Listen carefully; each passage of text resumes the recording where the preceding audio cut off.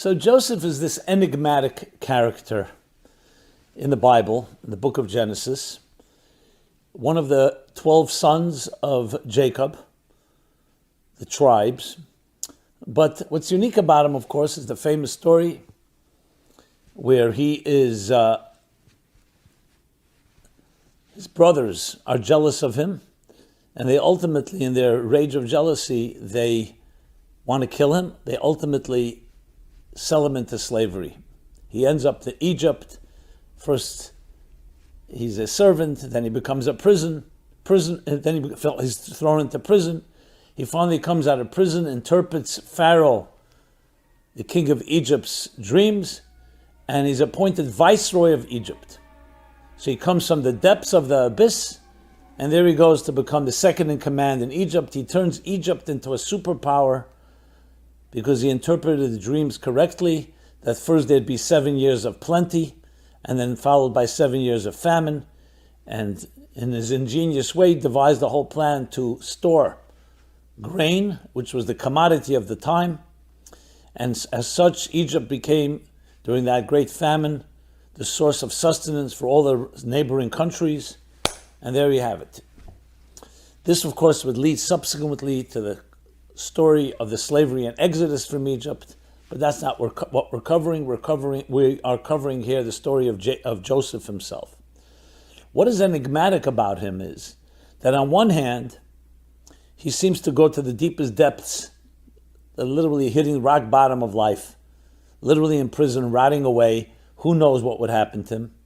And he rises to become literally the commander, the leader of the world at the time.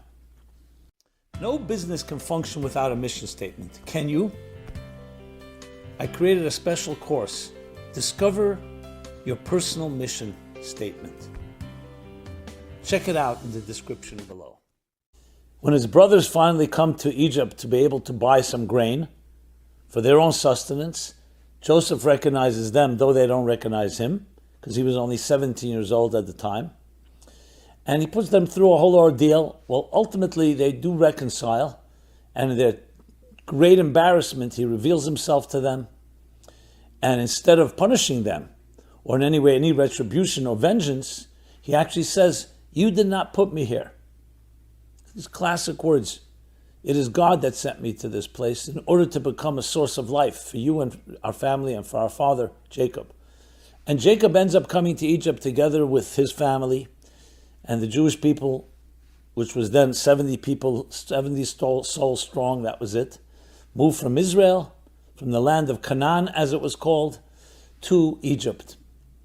And they lived their best years there until, of course, Pharaoh turns on them after Joseph's death, enslaves them, and as I said, that's the next part of the story of Exodus from Egypt. So let's focus on this Joseph.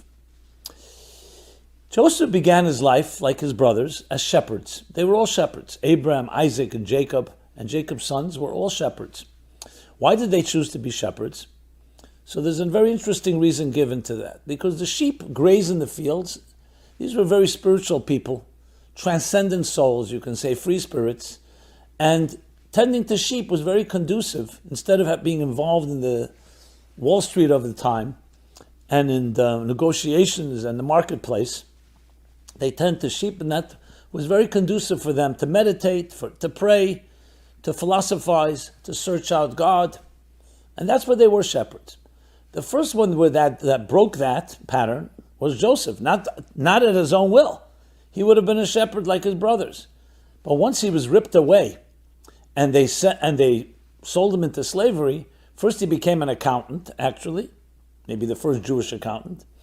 And then he became, as I said, the second in command, and he managed a superpower's business, the business of grain trade.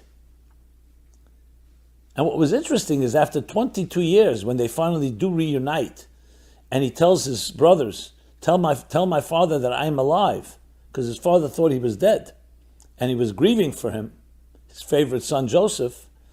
Joseph sends them a message and a secret code almost, telling Jacob that I still remember what we studied together when I was back with you 22 years ago. So 22 years had passed. Joseph was Completely new paradigm, a new world. Became a businessman, essentially. And yet, he retained that innocence and that connection to what he studied. So here's number one lesson in life that we can learn from Joseph. And that is the ability to balance and integrate the two very seemingly antithetical components in our lives, which are what? We all need to survive, and we have this survival aspect of our lives, and then there's a need for transcendence. Some people call it the body and the soul, the animal soul, the divine soul. And there's a battle going on. Because most of the day, most of the time, a third of our lives we're asleep. If you sleep 8 hours a night. Then there's eating, there's drinking, there's shopping, there's grooming, there's socializing. Most of our lives is involved primarily in survival. When I say survival, I don't mean minimal. You can be a prosperous billionaire, but still your focus is on your needs and your existence in this world. Physical needs and all the other things that come with that. But there's also a transcendent component to our spirits. We seek something more than just getting by. Life becomes too much of a boredom. We're not happy with animal bliss. So there's another voice within us, it's called transcendence. Now that transcendence is not always easy to access because we're busy making a living. We're busy trying to survive, trying to exist. So some of us compartmentalize. Weekends, vacations, evenings, mornings, times that we focus on something more spiritual. When I say spiritual, I don't just necessarily mean spiritual. Anything that is more transcendent, music, art, travel, romance, sexuality, intimacy. And of course, religion, faith, spirituality. Something that is not quite tangible, not quite about being grounded. The analogy, a beautiful analogy for this would be the difference between the flame and the wick. A soul is compared to a flame. It's flickering, it's restless, it's seeking. It's aspiring, it's dreaming, imagining. We're looking for something more than just getting by. We're looking for something that is magical in our lives. But then there's the wick. The wick grounds us, the wick brings us down. The wick is necessary because it keeps us grounded in this world. But there's a battle between these two voices. You can say the battle is sometimes compared to the battle of filling your selfish needs, indulging in your own needs, or transcendence. Serving others, helping others. So, generally speaking, philosophically speaking, thinkers, poets, romantics, what do? You either choose one or the other. Or, as I said, you compartmentalize. So some people are involved more in the materialistic part of their lives.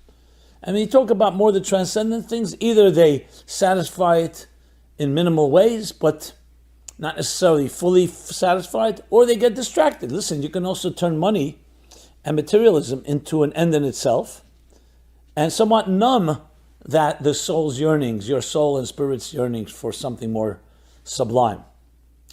Others gravitate more to the spiritual, and that's why you find the ascetic lifestyle where, like a shepherd, you separate yourself and you live in a quiet place without the whole hoo-ha and the whole rush hour of life, because it's more conducive, it's easier to be able to seek out and live a more spiritual life, a more austere life in that sense. Can you integrate these two in the full sense of the word? Well, most people see this as two different worlds. They're dichotomous. The world of spirit, the world of matter. The world of energy, the world of matter, spirit and body and soul. The physical and the spiritual. And there's ultimately a duality. But here's a lesson that Joseph teaches us. There's actually a third dimension that's neither spirit nor matter. Joseph was able to enter the material world, and not just enter into it, lead it. As I said, he became the leader of the entire grain industry at the time, which was like the commodity of, I think of it, technology today, or oil, or fossil fuels. That was the commodity of the time, and still maintained his spiritual integrity. Why? Because he recognized that materialism is not an end in itself, and he was able to spiritualize his material life. So it's not about escape or duality or compartmentalization. It's actually about recognizing that there is something in common, that even when you're immersed in the most material aspects, you can connect to something greater. There's a beautiful Hasidic story that captures this. This was a student, a disciple of, known as the Alter Rebbe, Rab Shneir Zalman of Liadi. Binyamin Klesker was his name. So on one hand, he was a very successful businessman, but he was also a very soulful person. And he, of course, dealt with this challenge himself. So the story goes like this. He was once making his calculations, his annual calculations, his essentially what happened, income, expenses. So he had for every month, income, expenses. The Hebrew months, so you could say the English months. So January, this was the amount of money he made, income, these were the expenses. So it was a net total of so much and so much. In February, income and expenses. March, he listed it all. And then when he came to the total, what happened in this year? The total, instead of writing a number, he wrote the words in Hebrew, Ein Oid Milvade. There's nothing but the divine. There's nothing but God. That the true reality is something that's beyond numbers, beyond money, beyond possessions, beyond acquisitions, and so on. So the question is asked, if he was so focused on a higher transcendent life, how did he have the presence of mind and the composure to be, and every month he should have written January equals the divine, February the divine. No, on each line he actually wrote the numbers, and he ran a successful business and an ethical business. But when it came to the, so how was that? How did he do both? And the answer is, if he would have written on every line God, then he shouldn't be in business. He should be a rabbi, a teacher, a spiritualist. No, but he was a person whose feet were firmly planted on the ground. And he understood that you need to know your calculations. You need to be on earth. You need to know the laws of the land, so to speak. At the same time, when it came to the sum total, what is the total of it all? He understood that money and all his possessions and all his successes was a means to how is he going to use it for a deeper spiritual goal. I remember when my book, Toward a Meaningful Life, was published, early years, we're going back almost, talking about 27, 28 years ago. Well, it was 27 years to be exact. So it was quite a popular book, and I was receiving a lot of feedback. There's one gentleman I met, an executive of a pretty prominent business in New York. No, without mentioning names for confidential purposes. And he was known as a very tough businessman. I mean, he was respected, but he was known tough negotiator, a difficult guy. And he told me the following story. He said, I got a copy of your book. Someone gave it to me as a gift. I began reading it, and it was beautiful, especially the chapter on business. I think wealth and I think charity and wealth is a chapter. It talks about business and money and so on. That money is exactly this message from the Prince of Egypt, Joseph. And one of the suggestions there was that in your business, not just at home, not just in your synagogue, in your spiritual environment, but even at your workplace, have a charity box on your desk. From time to time, put something in there. You have a meeting, encourage other people to as well. Let's begin the meeting with a little charity. And that's what he did. And he said it changed the entire climate of the meetings because people started seeing, what's this charity box? And he said, I read in a book, Toward a Meaningful Life, let's begin the meeting with putting in a nickel, a dime, a quarter, a dollar, whatever. People started seeing, he says, that my clients, my partners, potential mergers, potential business colleagues began seeing another side to me. They said, oh, did you give charity? He says, of course. And in his workplace, he was elevating the workplace. He says, we became friends in a different way. We continued doing business. I was still a tough negotiator. I didn't give in. But we started seeing each other as human, not just purely as a numbers game and a pure negotiation, a pure business shark arrangement. Then he said to me, I began then purchasing your book in boxes, just as an aside, had it in a box in the corner of my office, and I would give it to people. He said, it changed my entire work, made it actually more successful, because our relationships became more trustworthy. We started seeing each other as people. Just this little act. This is an example. So there are things we do when we go Yom Kippur to synagogue, or we have our weekends, or on a holiday, where we're more spiritual in nature. And we dedicate time. Beautiful. Time for prayer, time for study, time for meditation, time for music. But the rest of our lives, we were busy with survival. What Joseph teaches, and though it was not something he planned for, he would have remained a shepherd. But you don't have to be a shepherd to touch the deepest levels of the divine, of transcendence. In your material life, and even in the center of it, even the superpower, even when you're dealing with grain, he always retained and maintained that innocence, that connection. And that's what his father recognized and said, wow, 22 years passed. It wasn't just 22 years.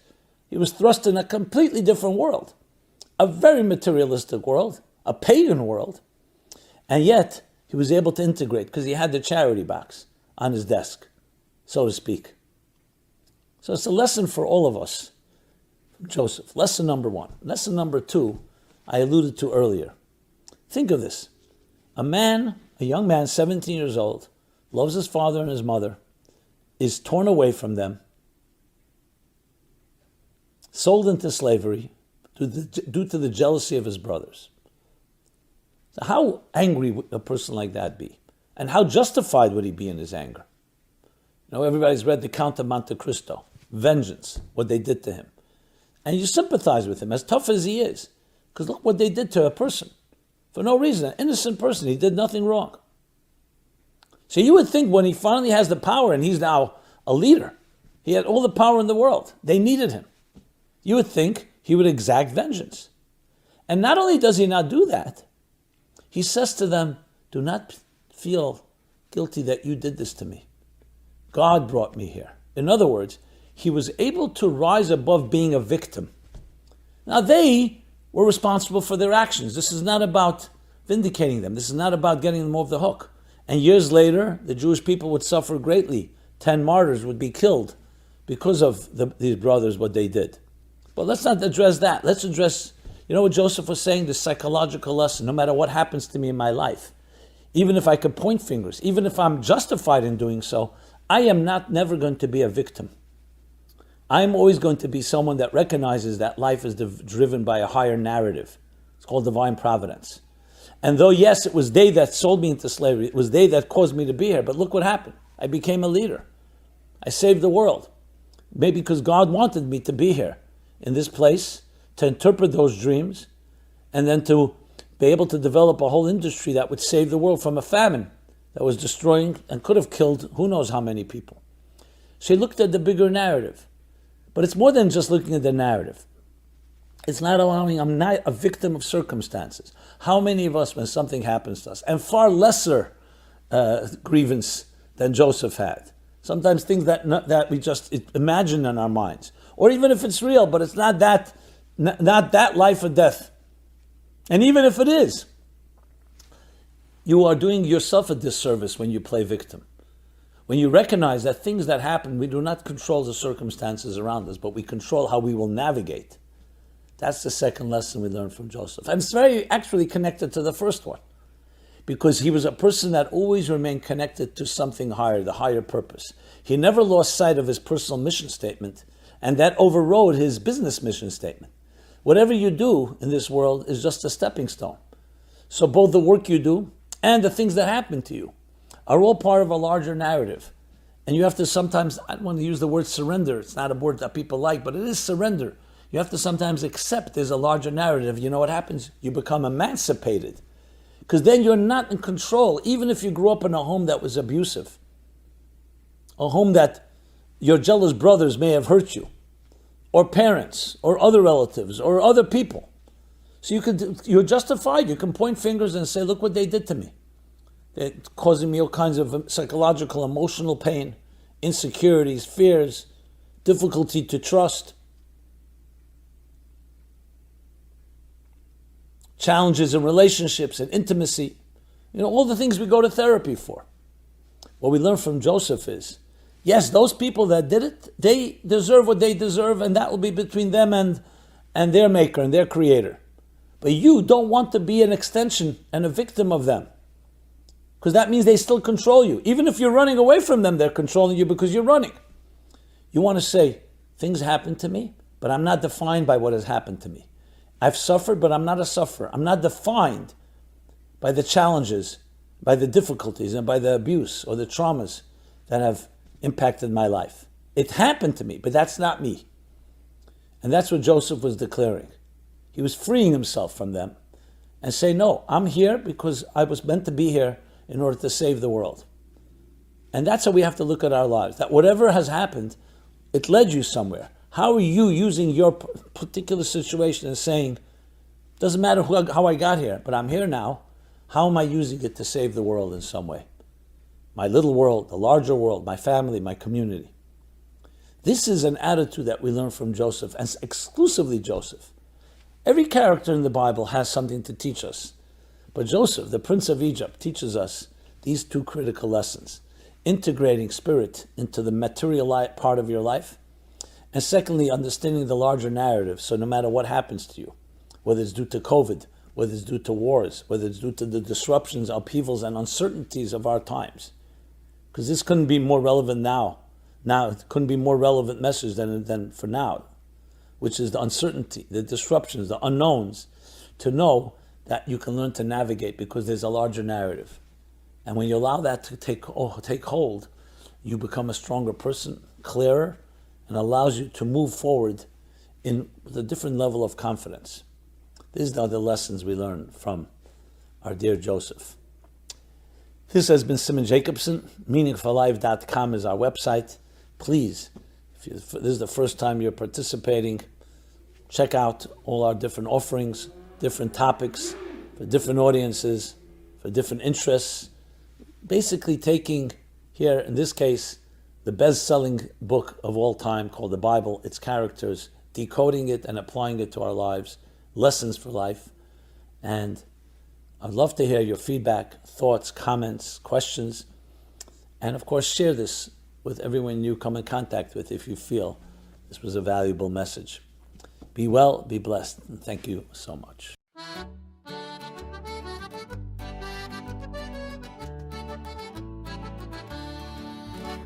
Scattamo stanotti, viri come balla, sutta e fanali chi si scidica. Ballamo stanotti, salta come un'anna, chi pettini di luna in sciolla. Gira musica, gira e non si ferma, come una galla do vento aitta.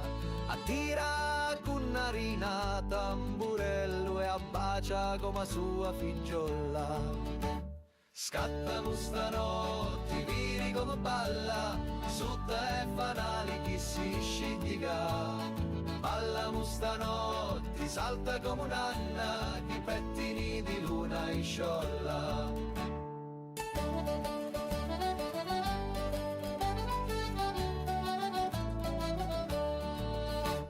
Sinni e tunu, i voti si danno, tu na poco gli bevuti. Sinda affettunu, i cappotti russi e si ricordano da notti buona. Scattamo stanotti, vini come balla, sutta e fanali chi si scidica. Ballamo stanotti, salta come un'anna, chi pettini di luna in sciolla.